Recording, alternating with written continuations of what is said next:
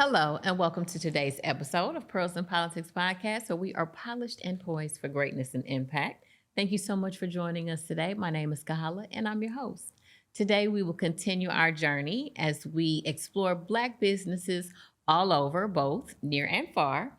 And today, we have a wonderful Black businesswoman coming to talk to us, a restaurateur and just a wonderful individual, the one and only Jasmine Brooks. Hey! Oh my goodness, I'm so happy that you are here. Likewise, I'm happy to be here. Oh my goodness, I knew it. I knew what I said. Jass has to come, and I reached out to you last June, but I said it took a little time, but we are here. We are here, and I'm so happy about it. So we can talk all things business because, ladies and gentlemen, she has quite the story, quite the testimony, and we want to hear all about it. And we really feel that talking to you today and hearing your story will really help a lot of people because it's not all glamorous. No. Right? I've learned that the hard way, trying to start business.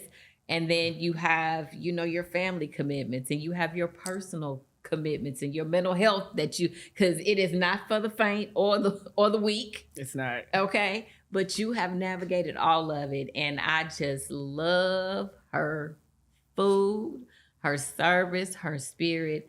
I think you are amazing. Oh my God. I appreciate this so much. It means a lot, for you to say all of those things about me. It's just I worked really hard on my business. I worked really hard to be a decent person and to lead with love and, really take hospitality serious. So to hear you say that means a lot, and I appreciate it. Well, good. So tell us, wherever you want to start in the journey, that's where you start. So whether you want to start in the 5 Deuce or where you want to start, just tell us. You can't say 5 Deuce like that. No, I'm just joking. But no, the journey did start on 52nd Street in East St. Louis, Illinois. It's where I'm from.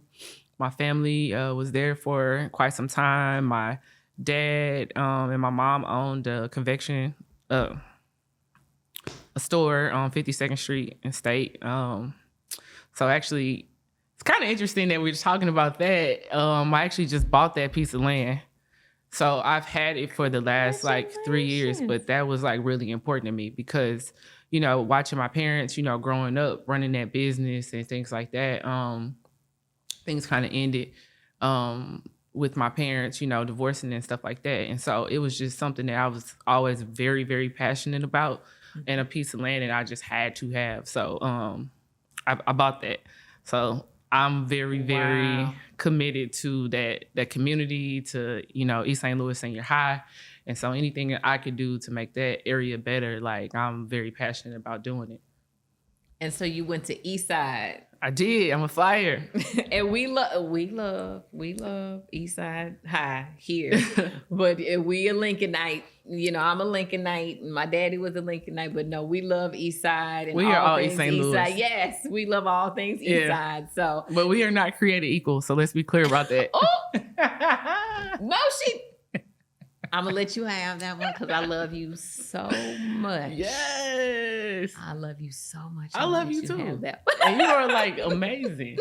Well, right. And it's not personal, which, I got to stand up for my Flyers. Yeah, we love who we love. You know what I'm saying? We got the Tigers and we got the Flyers, but we one big happy family in the boogie. Oh, yeah. So East Side, then you went on. I went to Jackson State. I attended Jackson State for 3 years. And then I just pretty much just made a decision to start working. Mm-hmm. I knew that I wanted to be an entrepreneur, so I just really focused on that journey. Mm-hmm. Yeah. I went to school actually to be a special education teacher. And I was just I don't want to do this. What am I doing? So I think I've known since I was very young that I wanted to be an entrepreneur. I wanted to run my own business. And, growing up in the community that we grew up in, it was just really focused on education, right? Very much so. Yeah, very much so. To the point where I feel it stifles a lot of people's dreams because they don't feel if I step out on faith and I do what I really feel passionate about doing, and I know, if I actually do it the right way, I'll make money. They don't feel like that's necessarily the way to go, because education is like drilled. Yeah, at the forefront of what success looks like in our community. And so I just really became like a student of life, just travel, making connections, building relationships with people, and really just believing enough in myself to just like chase my dreams. And so for me, that's what success looks like. And you are extremely successful, and your journey is beautiful. I love that. Everybody, education, or the typical what we see is education, because you're right, East St. Louis, and not to say that it's, a bad thing, but it definitely is, especially when we were growing up in that probably like 35 to 55-year-old group. It was about being a teacher or being an educator or education.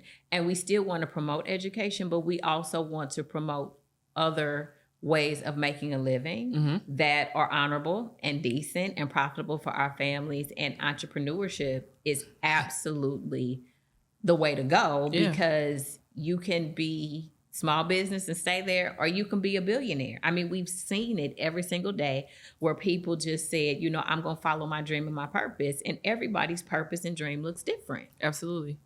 Yeah. And so like, since I've been back home, I've been an advisor for the vocational education department at Eastside. And so that's something that I take very, very seriously. So much so to the point where, like, I think maybe 3 years ago, I dedicated like 50 to 60 hours of the school year, being there and like, being hands-on and sharing and mentoring, kids, because I am very passionate about that. And I don't think people understand the value of trade, and really like acquiring a skill that can make you money for life. And so, I was talking to the kids and talking about the restaurant. They're all like really excited about that. I'm like, okay, that's cool too. But like every time I need a repair, they're charging me $150 an hour just to show up. And then, they're charging me for whatever materials they need in order to fix it. And so really like my mission in that program is just to transform the mindset of kids so that they can see the bigger picture of what entrepreneurship looks like. Right. Yes. And a plan. Right. We are big on the pivot and the plan here at Pros and Politics Podcast. So life causes you to have to pivot. I don't care how long you live, what your socioeconomic background, whatever it is, there's a curveball coming. Oh, yeah.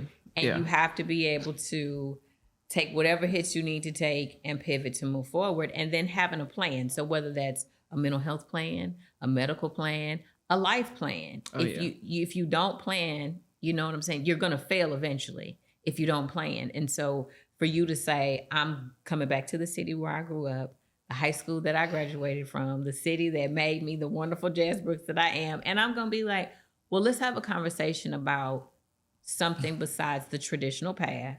Right. That still leads to success. And just making sure that it's a mindset. Absolutely. And for so often, the mindset has been what it's been.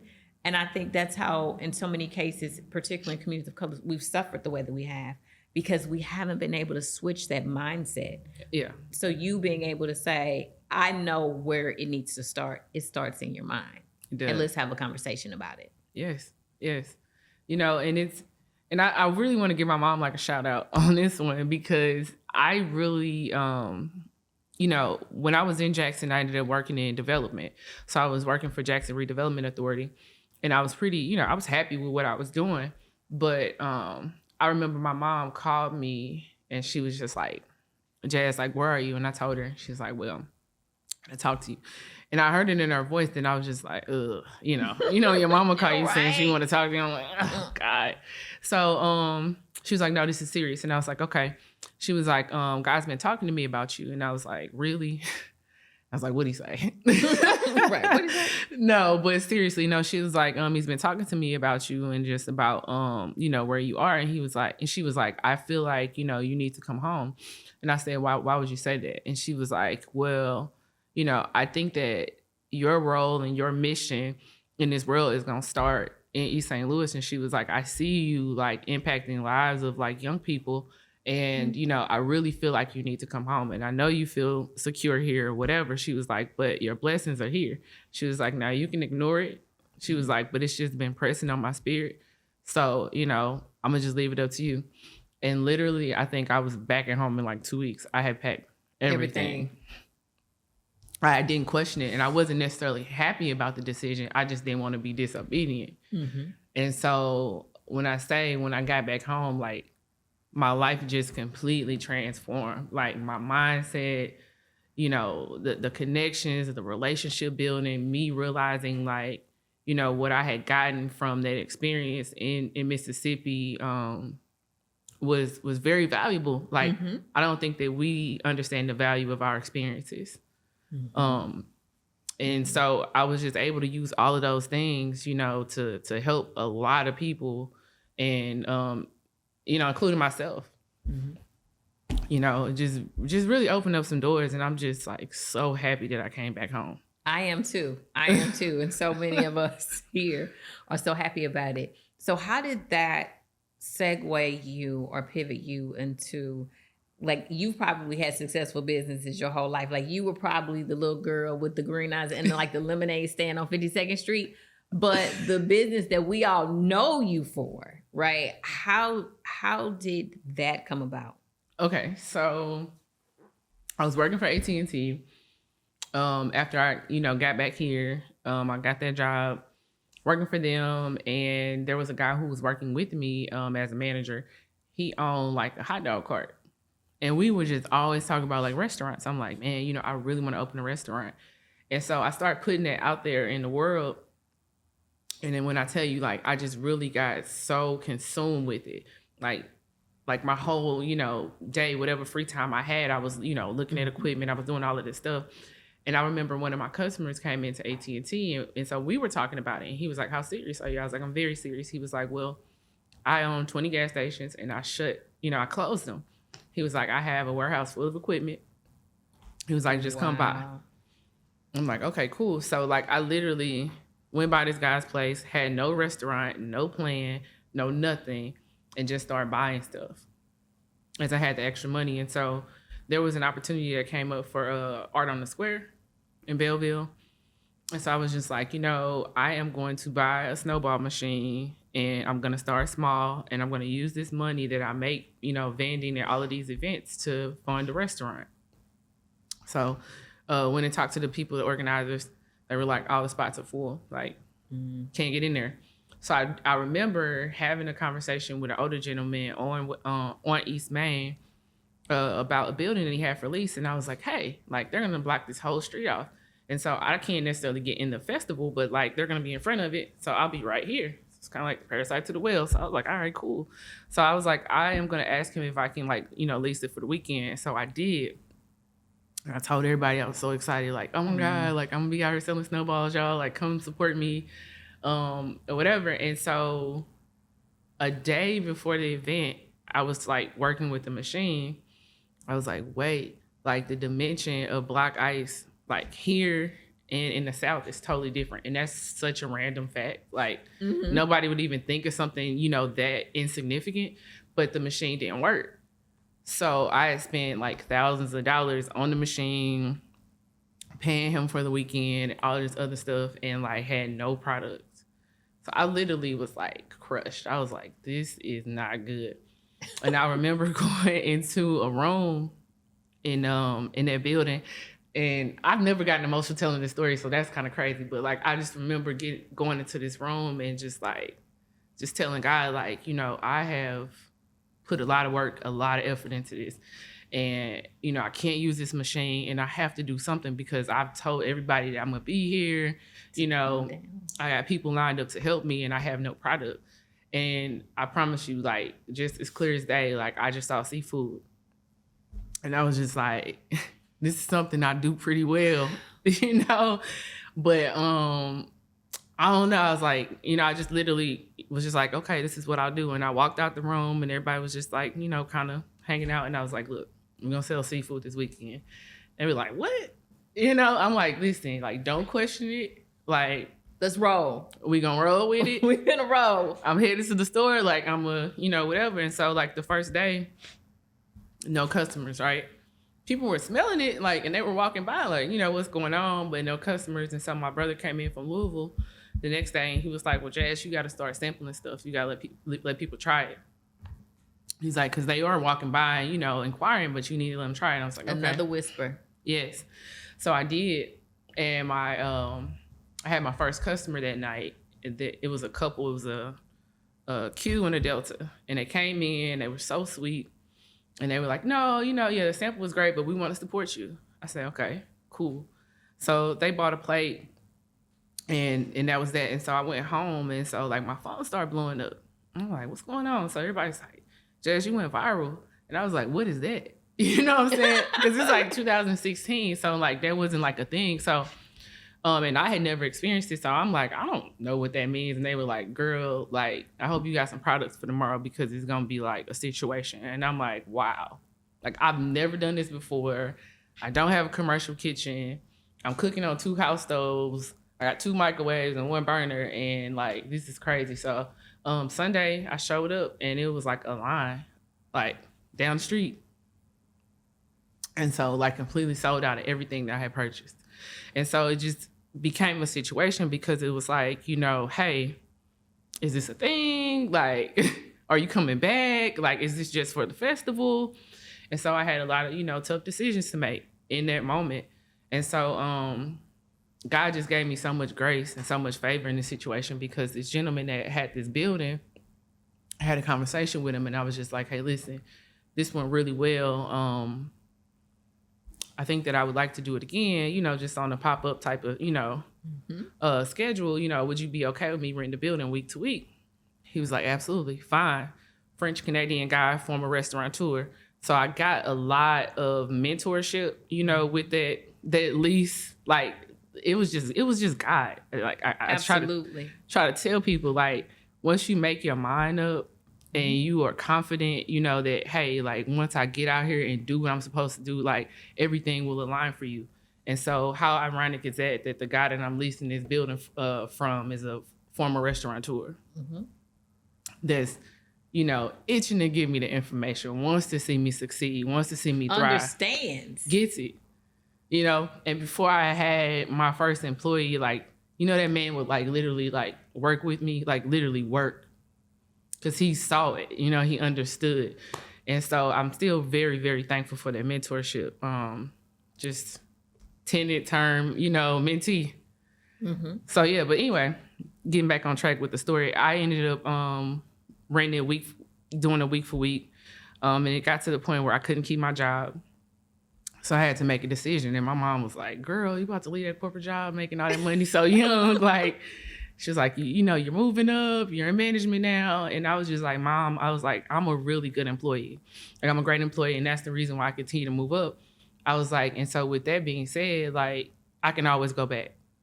But these opportunities don't come like this. As long as I transition properly, because that's what a lot of people don't get. Right. They're just like, oh, I'm gone. Never show back up. No. As long as I transition properly, they will happily take me back. Oh, yeah, absolutely. And so I did my due diligence. I made that decision. And here we are, 7 years later. It's history. Yep. So did that space turn into, was that down the street from the courthouse? Yes, ma'am. Was that space? Yep. Okay. So, and so the interesting thing about it, it was like, all right, because I didn't know what I was doing. I didn't have a plan for this restaurant. There was no plan. I didn't have a business plan. I didn't have any investors. I didn't have anything. Like, it literally was just organic and the most grassroots situation that you can ever imagine. Love it. And so it was like, you know, all right, well, I'm going to just do takeout because it's not a restaurant. You know what I'm saying? Like, not that type of restaurant. Right, I remember. And so people were like, what's tables in here? Can we sit down? I'm like, you know, here we go. Let's move the tables. No. Like, I mean, do I have to eat my food out of a styrofoam box? I mean, it's not a restaurant. So then started buying dishes, you know, started buying decor. I'm a lover of Black art. You know, so many Black artists contributed pieces to create a space that was reflective of, like, my feeling for art, and when I'm a lover of music. And so, I put a couple speakers in. It just really just transformed like every week into more of a restaurant. It just became like a thing. Like it felt like you were eating at your like cool aunt's house. It was a whole thing, a whole vibe. It was a mood. And I love the way you tell the story, because I literally in my mind see people showing up. I see people sitting down. When you were talking about the art, I literally saw it in my mind, the art popping up on the wall. And when you said the music, I hear it. I literally, the way you tell it, I'm in my mind's eye. I'm watching it go from the thing that you write on outside of I still see that in my mind. And I'm watching you evolve your business right before my very eyes, even though you're only telling the story. Right. And I just remember it blowing up. That's why I say you've probably been good at business since the lemonade stand, but the bake sale, but what we know you for, and to be able to have you tell your story. And it's a blessing because, one, you're making it clear how you got there. Okay. Your faith and God favored you through the whole process. And for the person who doesn't have the investor, right? Doesn't have a silver spoon, doesn't have their daddy to get him $1 million to start their business. Because I promise you, this time last year, there was no Present Politics podcast. There was no LLC. Like it just, and what did you say? You don't have all of that extra. It's just you and a vision. It's you and a dream. It's you standing there saying, God, I left it all on the floor. Yes. And this is, I done told everybody. Like, I remember Joseph Anthony, the beautiful graphics, 5 days, 4 days, 3 days, 2. I'm like, okay, well, we out here now. Remember, Chris, we said launching June 17th. And I was like, okay, well, we done told everybody now. So it's got to happen. And it has to happen. Consistency and integrity. Yeah. And I just watched it turn into, folks at the courthouse talking about it. You was staying, trending on social media. And I just enjoyed eating. I remember taking it to my mother. And trust me, if I'm going to take it to my mama, it's good. It's good. Because moms are critical. And I don't give just anything. She's 75 and she my mama, Lord. But if I really I'm like, Mom, I got to get you some of this. And that's how I felt. I appreciate it. Yeah, I appreciate it so much. Like, it's just like looking back on it. I don't know if you remember like the setup, but like the kitchen was like right in the middle. Yes. Of the space. There was only a curtain there. Uh-huh. So I literally like just remember like times where like, music would be playing and we just in the kitchen singing. And then like I can hear like the customers out there singing. It just was like a vibe. Like, it was a whole vibe. I enjoy coming to work every single day, even though I was dog tired. Like there would be days that I would work, 16, maybe 18 hours. Like I just felt like giving up. And I was just like, just the feeling and kind of knowing like you were really creating a space for people to really like enjoy themselves and like exposing people to Black art and, putting like Black excellence on display with like. On display. Yeah. And, it's just all of it. And so that just kind of kept me going. Oh. And I'm going to tell you, I think that when we talked about the initial inception of the restaurant, one piece that was very important that people don't talk about enough is the sacrifice that it took. It was a lot. Mm-hmm. So yeah, we talk about not having investors, but when I was working my corporate job, I lived on the $7 a day budget. I drove a little beater. Like, I didn't live above my means because I understood that, hey, listen, you might not be able to go to a bank and you might not, be able to find somebody to fund your dreams. So you need to make these appropriate sacrifices, so that when the time comes, you're ready. Mm-hmm. So even though God showed me favor, like a lot of that was things that I had to do to ensure that I had what I needed in order to, open the restaurant when the time came. Absolutely. So I sacrificed a lot when I got back home, just because I always had that vision in the forefront of my mind. Yes. And it's all about a long-term goal. Yes. So many people are short-term. So they're like, oh, well, I want to do this now and that now. And I think one thing that I love about my husband, he forces me to long term in areas that I don't feel are important. So my Aunt Catherine always talks about how, my girlfriends, well, we've watched you for 45 years, right? This is what I want to do. And we like, okay, well, we just gonna wait it out because it's gonna get done. My best friend Chastity, her husband, said one time, I was like, well, this is what I wanted. And I think we were talking about the podcast and something that I wanted. And he was like, well, one thing about it, you usually get what you want. But he didn't mean like material things. He meant Kahala says, I want to do this. And we sit back and we like, oh, it's just a matter of time. But when it comes to certain other things that aren't what my focus is, he will be like, no, it's a long game, babe. And we have to understand that we have to make those sacrifices. Yes. Because we can't have the Gucci bag today. We talked about that in what I think it was season 1, good financial responsibility. Like when you blow up, you the millionaires or the billionaires, you can have as many Gucci bags as you want. But today, renting week to week downtown Belleville, like the Gucci bag is not for today. Right. And I think that is going to help so many people who hear your story and who watch it on the YouTube channel. You know what? I keep hearing that. Like she keeps stressing, like this platform keeps trying to press us to do better and be better. And what did you say in the beginning? Change our mindset. Yes. Yeah. And so I always saw it like, my friends say that I'm like a serial optimist, but like I really believe in myself, right? Like I really do. And I always like trust it. I'm like, I'm not going to continue to put out this narrative that I'm going to do this and I'm going to do that and I'm not going to do it. Mm-hmm. Like I know I'm going to do it. That's right. And so like, regardless to what it looks like, I couldn't see it. I never imagined. But yeah, like I never really knew exactly what it was going to be. I knew it was going to be something. And so like, I just really held on to that. And I was just like I was out here grinding like I already had a business and I didn't even know where it was going to come from. Mm-hmm. I'm flying to New Orleans like, okay, I'm going to buy this machine. I'm going to do all this other stuff. But like, I just knew I was getting closer and closer. I just didn't know what it was.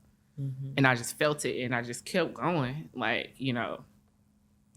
I don't know. It's that sometimes even before you hear the audible voice of, I always knew you weren't going to sell ice today. That's why I made sure that the dimensions were different, just states over, because this is what you're going to do. Mm-hmm. I know Yashika shares a similar story. That guy was like, you're going to put it in jars, and I had prayed for years for a God idea. I was like, I love practice. I love what I do, but I would love to do something more. Mm-hmm. And Lord, I advocate and, I think I do well speaking or whatever, I'm a litigator, Excellent. There are so many things I said, but there's like this, I just want one God idea. I tell people all the time when we talk about how Bezos started in his garage and the Spanx lady started sewing in like one of her bedrooms and now they're billionaires. Yes. It's an understatement talking about Bezos, but it's just like, it don't have to be billions. It can now, Jesus. But, I just want something more for myself and my children and my family. And I prayed for years for the God idea. And I was like, okay, well, I guess I'm just, going to be the circuit clerk and then eventually chief counsel and, whatever. And then it just ballooned. But he was like, but I've been preparing you the whole time. These relationships the whole time. So you have people, solid people that can come on from the CEO, mom, to whoever, and have these conversations. I'm preparing you so you understand how politics works and how, especially in the Black community and what needs to be done. And you're just like, okay, you're building me the whole time. I'm waiting on the whisper, not knowing that, well, the whisper's here. But all of this is preparation. And every day, what'd you say? You knew you were getting one day closer and one day closer. Didn't know it was right here, but one day closer. And that's kind of how this came about. It's just like, okay, Lord, well, I've been praying for about a good 3-4 years for my Spanx ID, and it ain't came yet. But you Yeah. know, you making sure my kids are fed and the water's on, and you know, we got reliable transportation. Like, we doing all right. And I thank you, but I know there's more. Yes. And again, just seeing everything that, and just again, I never knew the story. And I'm sitting over here like excited, heart racing, like this is amazing to just hear. It felt so good. It felt good. Like, I mean, people talking about, you know, doing things that you're passionate about. And when I tell you, like, it's never been about money. Like, it's just a feeling and knowing like people are coming to my space. They're really enjoying what I'm like producing. Like, you know, the vibes are there. Like, why you was wearing Jordans? Right. Oh, I remember the Jordans. I remember your post about when you finally had to retire those Jordans and how much money you made wearing them Jordans. I was like, oh Lord, this you know what? Those Jordans are hanging up in my space right now. You saved them. I'm never getting rid of them. Like, I worked the soles out of those shoes. Like, I'm talking about bubbled up, toes crunched up. I remember the post I said, that woman said she made it rain in them Jordans. I will never forget that. I did. It was just, you know, I worked so hard and it just felt good. Like, it didn't really feel like work because it was just, you know, something I really, really wanted to do. Mm-hmm. And shout out to Black women, because there were times where, like, because for the longest time I was my only employee. And there were times where, like, women, and there's a lady, her name is Christy. She actually runs a restaurant in Belleville too. But before she had a restaurant, you know, she would come in as a customer. And I remember one time I literally was about to give up because I was just tired. Like, I was physically incapable of like moving forward. And so she came in and she said, look, I'm bringing my sisters and a couple of my friends, and we are going to, you know, do all the cleaning tonight. We're going to wash all the dishes. We're going to do everything. Like, we see you. We want you to keep going. And they did that for me. And I was just like, you know, God, I thank you. And I remember one time I ended up, I was like, forget this, I'm going to quit. Because I was so tired. I was like, I just can't do it. And I walked outside after I made that statement, and I saw my classmate, former classmate or whatever, a guy I graduated with. And I was just like, man, what's going on? You know, I haven't seen you in years. You know, he's like, yeah, I've been out of town. I was like, what you doing? He's like, I'm back. And I was like, you know, so what you got going on? He was like, well, I just been watching the kids, you know. He was like, but looking for a job. And I was like, well, what type of experience do you have? And he was like, well, I'm a cook. I'm like, seriously? Okay, Jesus. And he's like, yeah. He's like, what you got going on over here? You know, I was like, this is my restaurant. He's like, for real? I was like, yeah. He was like you own it. I was like, yeah. And he was yeah, like, I do. And I do. Yeah, and do. And do. So I was like, man, you looking for a job? And he was like, yeah. I was like, can you start today? He was like, yeah, let me go drop the kids off. And, you know, and so it just kind of happened that way. And then there was a lady who came in who was a teacher. And she was like, hey, I have a young man that needs a job, having some issues or whatever. And she's like, I really don't want to put this on you, but I feel like you are capable of like helping him out. She was like, so, you know, would you give him an opportunity? I was like, sure. So I actually went down to a school in East St. Louis and interviewed him. Really felt his spirit. And I knew he had some challenges or whatever, but 17-year-old kid ended up hiring him. And when I say he was so responsible, like, him being there was just a blessing for me. Like, I mean, he was a key holder and he was 17. Wow. And this is a kid that was labeled like a juvenile delinquent, but just fell in love with like food and like hospitality. And I just kind of saw him like transform into a man and, you know, just change, you know, his whole mindset. And as I'm growing, he's growing with me. And so, that narrative continued, you know, with a lot of my employees. And then with my engagement with the vocational education program, I was able to employ a lot of those kids. And so it's just been a blessing. Like, the restaurant overall has just created a platform for me to, you know, be my authentic self and to, you know, to really give back and to share. And so I think that that's been the most important thing for me, just having the ability to do that. And I love that you give us an opportunity to support Oh and, yeah. and to be a part of your life, because again, from the down the street from the courthouse to when you moved, a little further out in Belleville, and being able to bring it back and tell my staff. And then what did you say? They still continue to patronize your business even after that initial point of contact. But I love to support Black business, Black women, Black community, Black families, Black love, Black churches. Like, Yeah. I just love to support, because for so long there was no support. For so long the opportunities were not there. And to see people rise up and say, okay, I got this entrepreneurial spirit, I got this spirit of integrity and excellence, and I'm going to put that out there for people to be able to be inspired, because Oh yeah.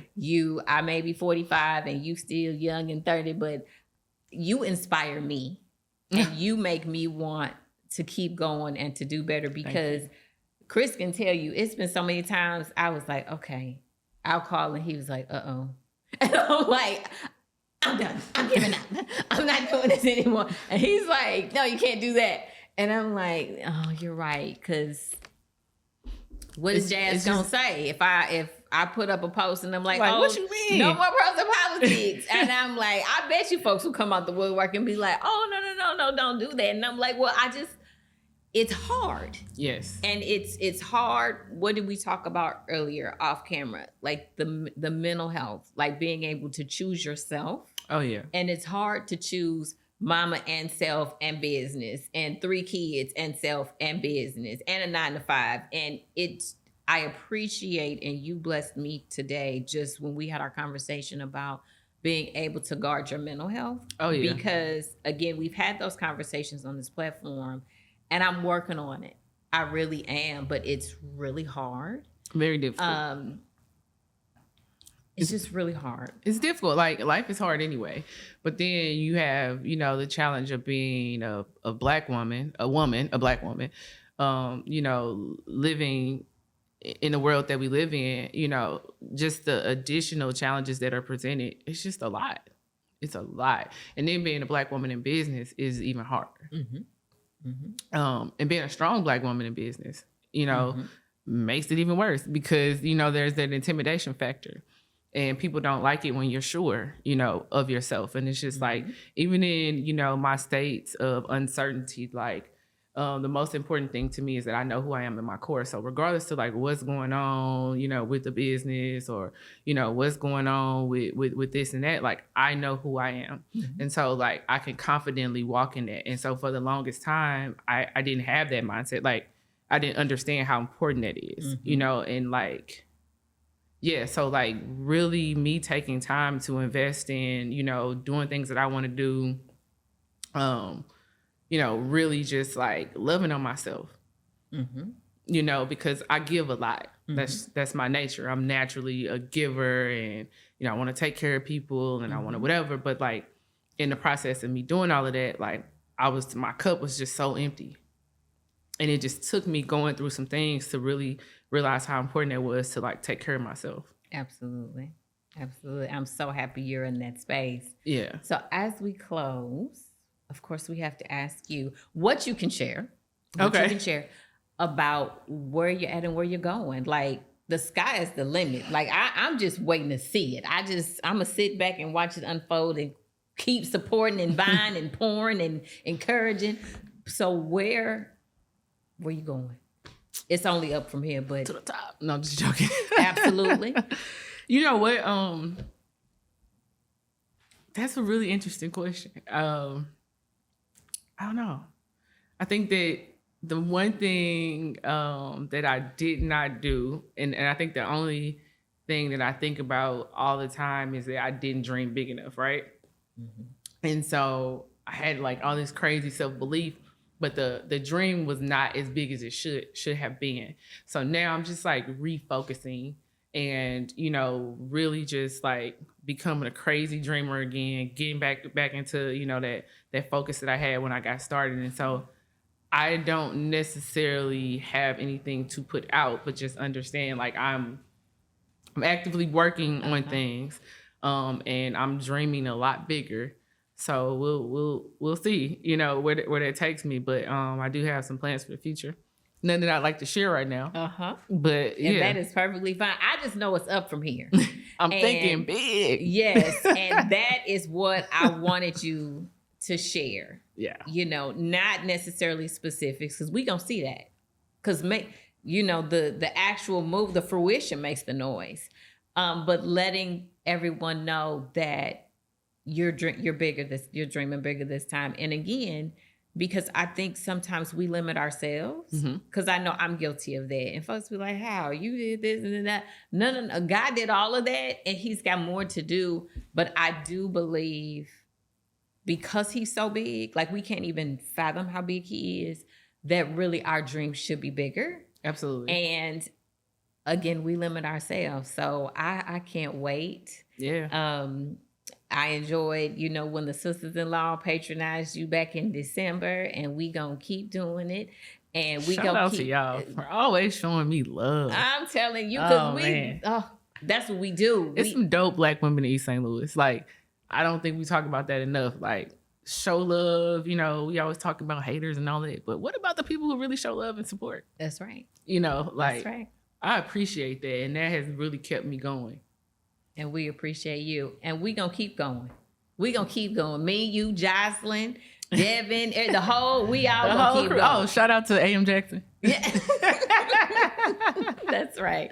Well, thank Devin you so much for being Likewise. with me today. Are you going to come back? Because when the big happened, you got to remember me, okay? You got to remember us, and we going to... Listen, like, the big, it'll be simultaneous. Like, it's... It's happening already. So yes, I am going to be honored to be back. And I'm very honored to be here today. You don't realize how big of a deal this has been for me to share this platform with you. And I truly believe in this. And like, I'm really happy. Like just you even reaching out to me, like really was the confidence boost that I needed. It's been some rough times. And so I just like, God, thank you for this platform.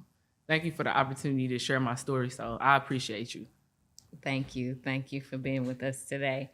And thank you for tuning in today to Pearls and Politics Podcast, where we are polished and poised for greatness and impact. We hope you enjoyed today's episode as much as we did, and we hope you'll join us again next week. But in the meantime, please like, love, share, and subscribe. And happy Valentine's Day to our political pearls and gents around the world. We'll see you next week.